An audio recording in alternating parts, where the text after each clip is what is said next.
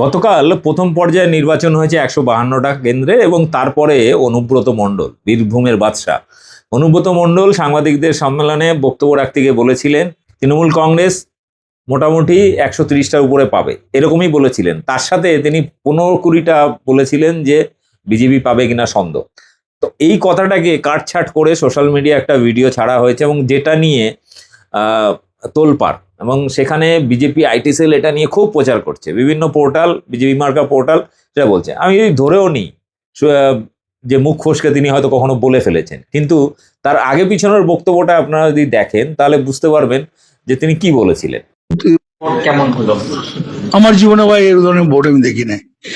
96, 97, 98% pole, 152টা দল। তো আমি প্রথম বলেছিলাম 130টা বলেছিলাম তৃণমূল কংগ্রেস, 15-16টা পাবে কিনা সন্দেহ আছে। এই ভিডিওটা নিয়ে সোশ্যাল মিডিয়া তোলপাড় হচ্ছে। তো এইটা নিয়ে অনুব্রত মণ্ডল কি বিবৃতি দিয়েছেন জাস্ট কিছুক্ষণ আগে সেটা আপনাদের শোনাই।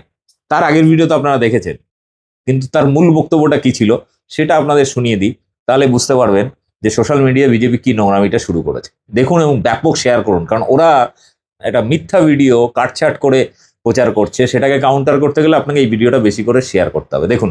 যে বিষয়টা নিয়ে মূলত সাংবাদিক বৈঠক আমি ছিলাম নিজে, সেটা হচ্ছে আপনি বলতে চেয়েছিলেন যে প্রথম দফার নির্বাচনে 152টার মধ্যে তৃণমূল কংগ্রেস পাবে 140টা, না 130টা, আর 12-15টা হয়তো বিজেপি পাবে। আপনি ঠিক কি বলতে চেয়েছিলেন আরেকবার যদি সাংবাদিকদের বলে দেন। আবার বলছি যে তৃণমূল কংগ্রেস প্রথম দফার ভোটে আমরা 130টা পাবো, অর্থাৎ তৃণমূল 130টা, তৃণমূল 130টা পাবে, আর বিজেপি পেলে বিজেপি বলছে 200 পার করে দেবো। দাঁড়া ভাই, 215টা, 15 থেকে 20। দাদা, বিজেপি যে ঘৃণ্য একটা বিষয় সামনে তুলে ধরলো, যে আপনি উল্টোটা বলছেন, এই বিষয়টা কি বলবেন? দেখুন, আমি তো ধরুন অনেক টিভির সামনে বলেছি, ওটা করে দিয়ে তো লাভ হবে না। আমার তো ভিডিওটা আছে, আমার কাছে তো ভিডিওটা আছে। সম্পূর্ণ ভিডিওটা তারা দেখায়নি। হ্যাঁ, আমার আছে। এটা কি এটা ইচ্ছা করে একটা প্রোপাগান্ডা তৈরি? দাদা, আপনাকে বলতে শোনা গেছে দিবা স্বপ্ন দেখা বন্ধ করুন, দিলীপ ঘোষকে বলেছেন। কি স্বপ্ন দেখা বন্ধ করুন? দিলীপ ঘোষকে আমি বলেছি, দিলীপদা খুব ভালো বলে। দিলীপদা কালকে তাই যখন বলেছি, দিলীপদা স্বপ্ন দেখা হয়, সত্যি হয় না। স্বপ্ন দেখা সত্যি। বিজেপির যে অপপ্রচার দাদা, এটাও তো একটা ইফেক্ট পড়বে। মানুষ তো বুঝে পড়ে গেছে। আজকে আবার বলছি,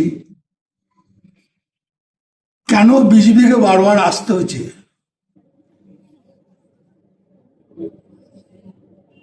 আমি বোধহয় বীরভূমের সব থেকে হায়েস্ট ভোটেছি নলাটি।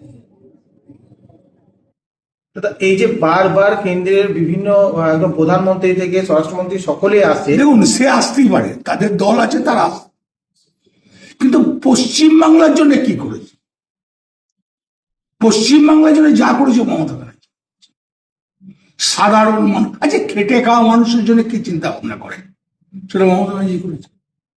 লক্ষ্মীর ভান্ডার মমতা ব্যানার্জি করেছে, বেকার ছেলে মেয়েদের মমতা ব্যানার্জি করেছে। অভিষেক যে কথাগুলো বলছে, একটা তো ভুল বলছে না, ঠিক কথা বলছে। দুটো ডাইস করে দেখ না। আমরা কি করেছি 11 সাল থেকে আজ পর্যন্ত, ওরা 14 সাল থেকে কি করেছে দেখা। দাদা, ওরা যেটা বিজেপি যেটা দাবি করছে, আপনারা দাবি করছেন যে বেশি ভোট পড়েছে, মানুষ হয়রানি হয়েছে, সেই ভোট তৃণমূলকে পড়বে। বিজেপি বলছে যে এই ভোট বিজেপিতে পড়বে। এটা কখনো? আচ্ছা, একটা কথা বলি, তোমার জানা নাই ওটা, কেন আমি ভোট করে আসছি গাইবাছুরের আমল থেকে, 77 সাল থেকে। ভোটের একটা অঙ্ক বোঝা যায়। এবারের মানুষের, আচ্ছা স্কুল বাগান বলে একটা পাড়া আছে আমাদের, জানেন তো, আর মিশন কমপ্লেক্স বলে একটা পাড়া আছে। তো স্কুল বাগানে 68-70 বেশি কোনদিন পোল হয়নি, এবারে হয়েছে 92%। ওখানকার ভদ্রলোকরা বেরোয় না, বাইরে যারা চাকরি করে তারা আসে না। এবারে কানে বিজেপিকে ভোট দেওয়ার জন্য এলো, এসআরে যেন নামটা থাকে। আর এসআরে হাই রেটেরও বুঝেছে কি কষ্ট পেতে হয়েছে। আর এসআর পাশে গেছিল মমতা ব্যানার্জি, অভিষেক ব্যানার্জি আর তৃণমূল দল। এই এসআইআর বয়ে বিজেপির কি কাল হলো? একেবারে কাল কেটে কুমির আনা। এসআইআরটা দাদা এত বিপুল পরিমাণ এই যে ভাই আমি আজকে বলে রাখলাম, আগে বলছিলাম যে 230 থেকে 235, অভিষেক কিন্তু একবার বলেছে 250 বলেছে, সেটাও হতে পারে। অভিষেক যেটা বলেছে সেটা ফেলে দেওয়ার নয়, 250টা হতে পারে। তাহলে কি বিজেপি ধুয়ে মুছে সাফ হয়ে যাবে? একবারে সাফ হয়ে যাবে ইলেকশন। দাদা, প্রধানমন্ত্রী কোথাও ঝালমুড়ি খাচ্ছে, আবার কোথাও গম গাইছে। সেটা ধরুন খাবার জিনিস কোন জায়গায় খেতেই পারে, এখানে কিছু বলার নেই। সেটা আমু দাঁড়িয়ে কোনো জায়গায় দাঁড়িয়ে সুসমুড়ি খায়, কিনে খেতে পারে। আজকে গঙ্গা পক্ষে বেড়াতে গিয়েছিলেন সকালে। হ্যাঁ, যেতেই পারে, তার গঙ্গা ভালো লাগলে নিশ্চয়ই যাবে। গঙ্গা মায়ের কাছে সবাই যায়।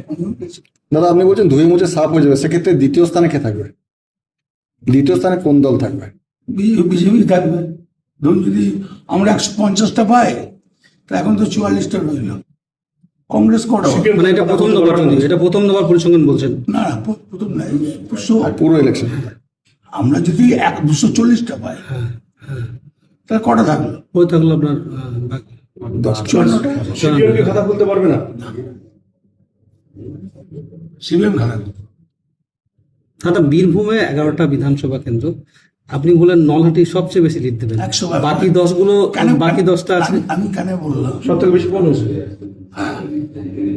হায়েস্ট বলেছি। বাকি 10টা আপনার একটু প্রেডিকশন কিরকম আমি যেমন মৌরেশ্বর